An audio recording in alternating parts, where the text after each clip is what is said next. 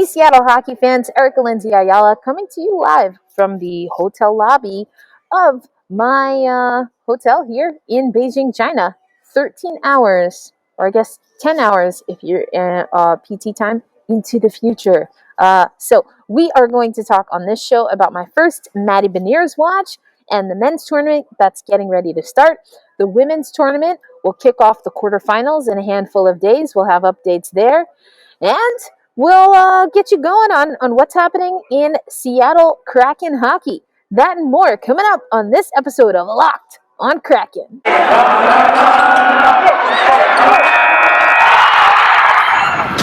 You are Locked on Kraken, your daily podcast on the Seattle Kraken, part of the Locked On Podcast Network, your team every day.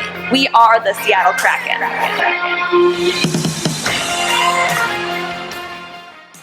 Hey, what do you say, Seattle hockey fans? Erica Lindsay Ayala.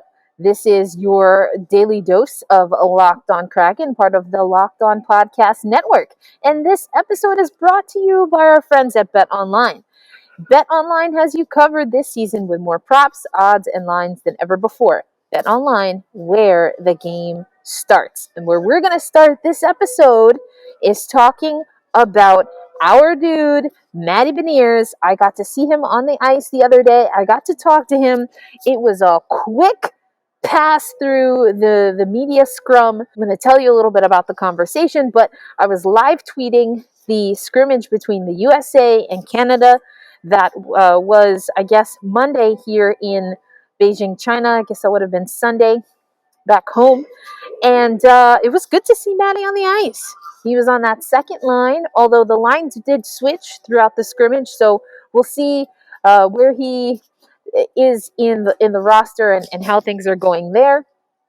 In the scrimmage, we also saw the USA and Canada practice not only 3-on-3 hockey, but also a few other things here and there. And Matty Beniers, we did see him on the ice for 3-on-3, and I think it's gonna be fun. I talked to Matty after quickly. We talked about what it was like getting here to Beijing. Much like myself, traveled to China from the West Coast. So he made his way over to Los Angeles and was able to then meet up with the team once they got through their COVID testing and whatnot. Matty said that it was really good to see some new competition other than, just the practice that we've been seeing for USA Hockey. And that, he's really acclimating well to what's happening so far and just trying to stay healthy, stay positive.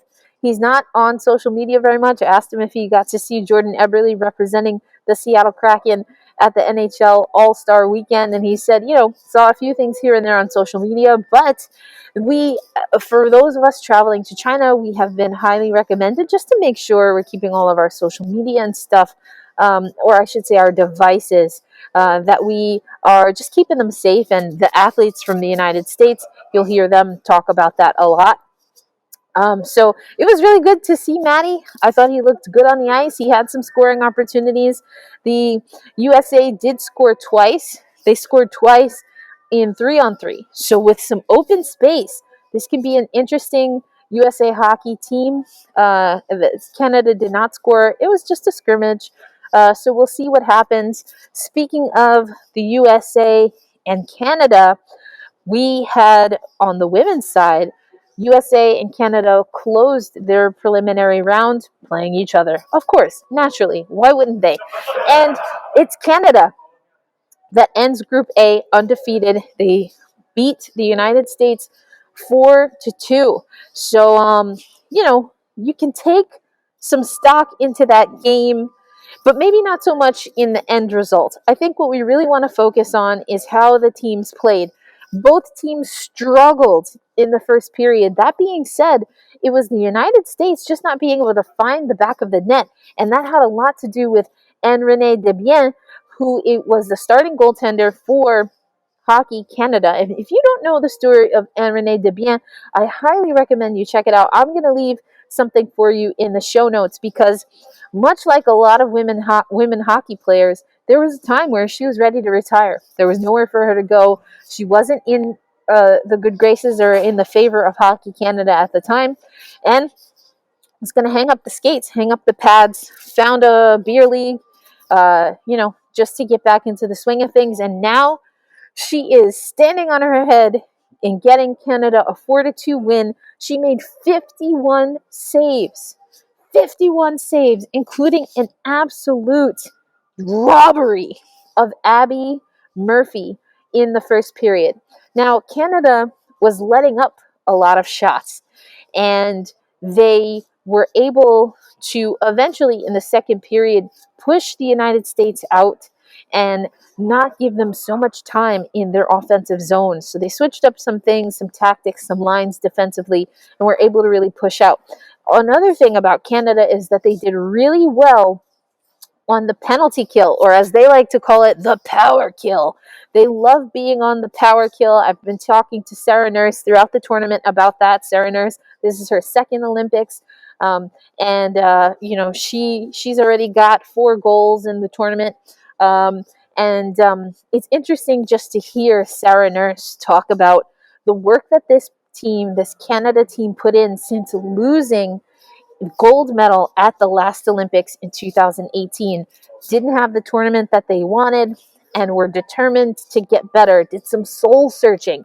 And quite honestly, since 2018, I think we're seeing a faster, a freer, and a more fun Hockey Canada team. So whatever work that they've been doing, I think it's been paying off. And it paid dividends in this game that was, for me, earlier today against the United States. Canada, not their best game. Head coach Troy Ryan will tell you that. What I liked is that they stayed the course. They weathered the course.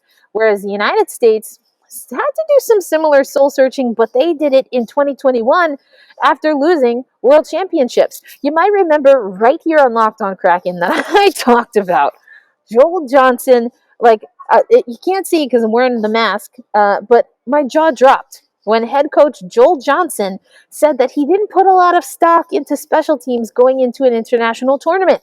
That's what he said in the middle of World Championships. We talked about it here on Locked On Kraken. Then at the end of World Championships, and I'll leave a link where you can listen to his comments, he kind of changed his tune.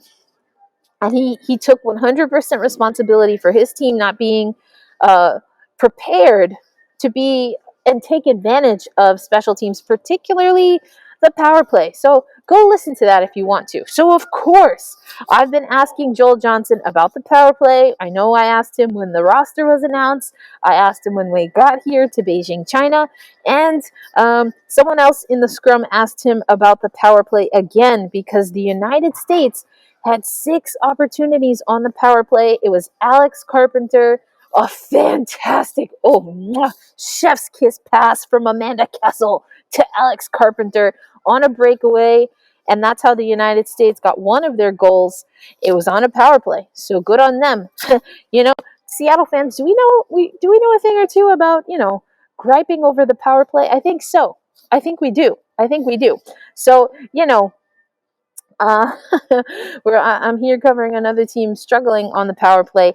I asked Joel Johnson was asked about the power play. He said he was pretty pleased with a 1 for 5 on the power play. That's what he said. I got the quotes, folks. I should have a story coming up for Bleacher Report. It might be up by the time this goes out, but I don't think it's great. It's not the worst power play in the tournament, but it's not great for the United States. And when you're out shooting your opponent, by 20 shots or so, the USA team put up 16 or more shots in every single period of the game against Canada, and Canada only needed 4 shots to get their first goal. It took 16 plus for the United States to get their first goal and get past Ann-Renee Desbiens. So that's something I'll be watching. But again, the men's tournament and Matty Beniers is going to get started. Coming up next, I'm going to talk a little bit more about the men's tournament and what to expect for the quarterfinals, for the men's tournament that's starting off, and then also for the quarterfinals for the women. And then, of course, we've got some Seattle Kraken hockey to talk about. Jordan Eberle was at the All-Star weekend. Seems like he had a great time. And Kraken hockey's back in action. So we're going to talk about all of that coming up on Locked On Kraken. Got beard? Get Primal. Yeah, you heard me. Got beard? Get Primal. If you or someone you care about has a beard, it needs to get Primal. Maybe you're that person who has never considered the benefits of treating your beard with products. Well, Primal Origin Oils will stop the itch and make your beard look healthy and groomed. Products are free from harmful synthetic ingredients and have a low impact on our planet. Primal Origin Oils makes balms, oils, and whipped butter that are renowned as best feel in beard products available. All products are also fair trade certified and handcrafted in the United States of America. Combo kits make for a great holiday gift, a birthday gift for someone else, or you just gift it to yourself and you'll be glad that you did so. I can tell you what, I've never had to groom a beard, but I am very thankful for the people that I know who have taken good care of their beard. We know every company claims that they have the best, but Primal Origin Oils challenges you to compare their ingredients and the feel in beard to other products that you've used. They promise you will see and feel the difference. So you can use the code LOCKEDON, and that will get you 20% off at primaloriginoils.com. Once again, when you use promo code LOCKEDON at checkout, you will receive 20% off your order at primaloriginoils.com. Hey, Kraken hockey fans. Welcome back to Locked On Kraken. I'm your host, Erica Lindsay Ayala, and if you're having a good time, I just did a little Olympic recap, but for more in-depth, including a fantastic episode where my good man, Jay Foster, gets into goaltending at the Olympics, head over to Locked On's special Olympic Hockey Daily Show. You've got the amazing Ann Kimmel, the amazing Rachel Donner that are holding it down with Olympic coverage, and yours truly makes a little cameo to give you an inside edge of what's happening right here in Beijing, China. So it's free and available wherever you listen to podcasts, just like everything on the Locked On Podcast Network. Okay, so let's get back to Olympic hockey. Let's first talk about the women. We have the quarterfinal field set. The United States will take on Chechnya, or the Czech Republic, as the United States is the second team in Group A, and Chechnya is the second team in Group B. So that's going to be a good matchup. We're going to see Canada, who's the top team, the only undefeated team. They're going to take on Sweden. Finland and Japan is going to be a really good matchup. I'm excited to see that one. And then we have the the Russian Olympic athletes that will take on Switzerland. Unfortunately, China, they were in the driver's seat right before their fourth and final preliminary game. They dropped that game, though, and were unable to advance. I will say, though, that China, it's not their first rodeo in the women's Olympic tournament, but their first in a very long time, and they invested a lot of money into their team, into women's hockey overall. I've been talking a lot about that. A little bit disappointed I was not to see them advance, as I'm sure the country is as well. But you got to give stick taps to what they were able to do. Similar situation with Denmark. They did not advance. Denmark was one of the teams, along with Chechnya, that got in because of the expanded field of 10. So we don't know exactly yet when these games are going to be. We do know that there will be a game on February 10th. That's 11:10 p.m. Eastern Time. We'll have two games on Friday, one at 8 a.m., another at 11 p.m., and then we'll also have a game Saturday, February 12th at 3:40 a.m. All of those are Eastern Standard Time, so it'll be 13 hours ahead for me. I'll make sure to keep you updated, and if you're not already, make sure you're following Locked On Kraken on social media, and you can follow me as well, because I will be tweeting about the Olympics. Okay, now let's talk about the men's tournament. Matty Beniers. He's competed for the United States before. We've seen him at the international stage, although the last time it was an abrupt exit for, well, everyone because of COVID. So we're hoping that everything goes off without a hitch. We have seen on the women's tournament that Canada and ROC actually played in masks because they were waiting on COVID results that had not been submitted by the time the puck dropped. We have seen athletes test positive. We've seen athletes have to withdraw, so hoping that's not the case for the hockey tournaments, men's or women's. All right. We're at least here in Beijing, China, I guess, well, everywhere. We're 16 hours, we're just over 16 hours away from the puck dropping on the men's tournament. And this is the one that we have circled. The United States draw in their first game none other than the host country, China. And Canada will play Germany later that day. Then we get going again, where teams will start to have their second go round starting on February 11th. And that's where we got to see how the draw is for the United States on the women's side, because hopefully we won't have any crossover for the men's and women's tournament. And why is that important? Well, for one, the men's team was actually at the women's game, and I'm sure that the women are going to support the men as well. But if the games overlap or if the practice schedules overlap, then it's hard for them to support one another. And I can tell you, in this closed loop, it's really hard to get to some other games or other events outside of the ones that you're committed to covering or that you're competing in. So I think it would be great if we can see the two teams continue to support each other. So after the United States takes on China in their opening game, they draw Canada in their second game. I talked about them hitting the ice together in a scrimmage of sorts, just getting a feel for the ice, for each other, running through their lines and their D pairs, everything like that. After the United States takes on Canada, that's on February 12th, they will then take on the next day Germany. And then we will start getting into the seeding for the men's team and figure out where the United States goes from there. All right, folks, so that's your Olympic update here on Locked on Kraken. But remember, there's an Olympic show on the Locked on NHL network that you should definitely check out. Coming up next, I'm going to take you back to our team, the Seattle Kraken. All-Star break is over. Eberle did a great job representing. We're so proud of him. Also, the Seattle Kraken, had their own little fun during All-Star break, but we're getting back into action, baby. No NHLers at the Olympics means we're back to the regularly scheduled program, and we'll talk about that coming up next. BetOnline has you covered this season with more props, more odds, and lines than ever before as football continues right on to the Super Bowl. And if you haven't followed, Locked On has some folks on Radio Row, so go check that out.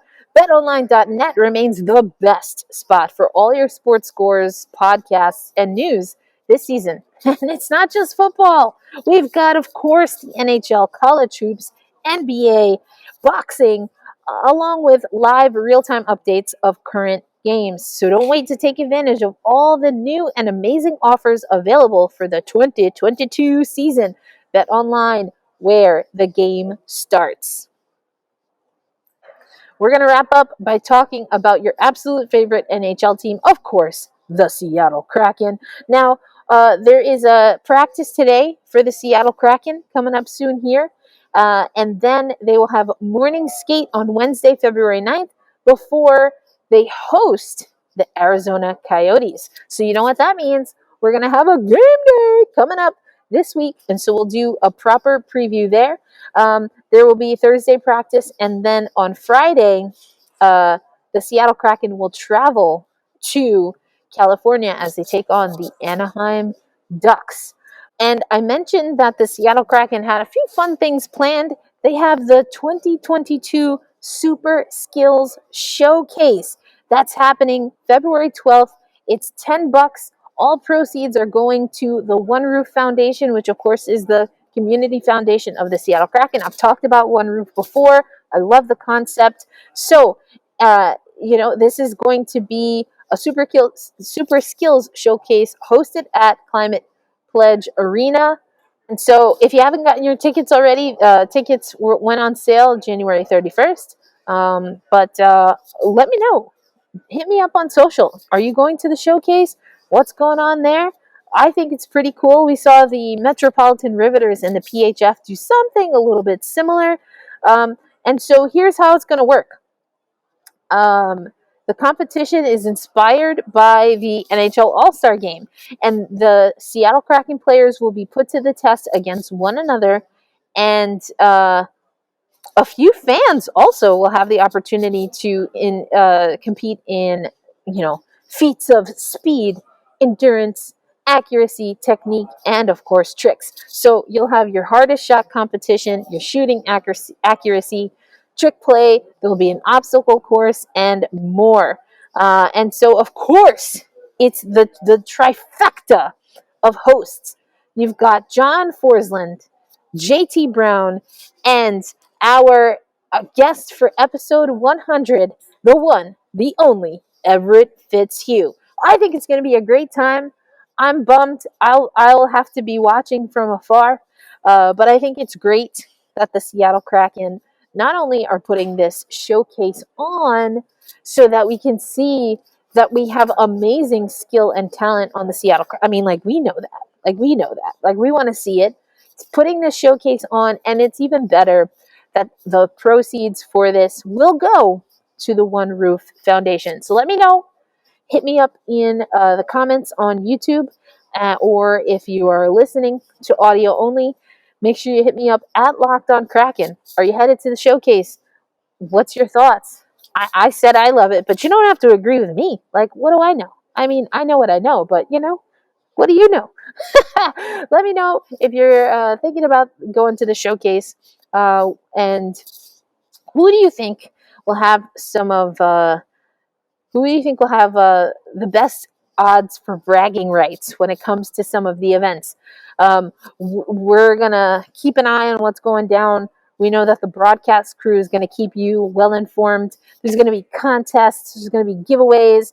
There's going to be special celebrity guests. Are we going to get the announcement that Sue Bird has officially re-signed with the Seattle Storm at the Seattle Kraken Showcase? Am I just projecting my thoughts and feels about WNBA free agency? Very possible, but I mean, she's expected to do a documentary, so why not just announce it at the showcase? I think that'd be a boss move. We'll see what happens. All right, folks, that's going to do it for me. It is, already tomorrow here in Beijing, China, so it is February 9th for me, so we'll have another show coming up for you. We are so close to Matty Beniers in USA hitting the ice, and they got some big skates to fill as the United States women's team is doing their thing and still on track to get to the gold medal game where they will defend their 2018 gold, the first one since the first ever women's hockey Olympic tournament. So we'll see what happens, but you best believe that I'll have it for you right here. But we're going to have a game day. We're going to have not one, but 2 game day shows this week coming up. So hold fast. Stay true. Let's go Kraken. Let's go USA. Bye.